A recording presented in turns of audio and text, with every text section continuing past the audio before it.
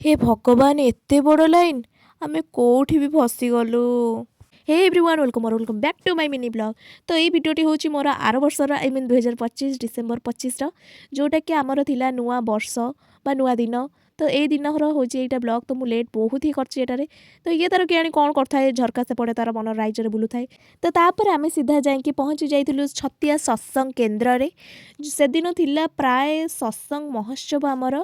तो सेठी जाकि आम पहुँची जाइलु। आपण तो देखिपे मंदिर को बहुत ही सुंदर भाव में सजाई फुल। तो छतिया सत्संग केन्द्र तो आपण मैंने देखिले। एबे देखंतु बाहर को भीतर को जीवाई जो बाट थाए तो सेई बाटे केते सुंदर भाव झोटी करके फुलरे सजाई। तो मत तो बहुत ही सुंदर लगे। आपण मैंने केमती लगला आपण मैंने कमेंट रे निश्चय जणेबे। तो तापर आम जाइलु मंदिर भीतर को। तो देखिपे ठाकुर आगे भी बहुत सुंदर भाव में मूर्ज देकी सजा जोटा कि आपन फुल स्पीड देखी।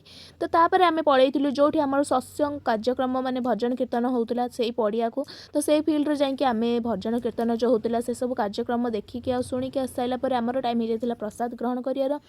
भाई प्रसाद ग्रहण कला बेले जो भीड़ थिला जमती सेमती करके तो प्रसाद आम पाइलु। तो प्रसाद रे हितला भात डालमा खटा ताकू पूरा खली चाट करके आम पलैलु पास आनिया पई। तो पास खाई सारी तो मुझे मोर लिपस्टिक साइज कर से भाविला कि मु ब्लॉग स्टार्ट कर देछि। तो तापर आम पलि आसलु घर को। तो यहाँ थिला चंडीखोल किछि व्यू। तो रहिलु। जय जगन्नाथ। देखा आ गोटे नुआ ब्लॉग रे। बाय।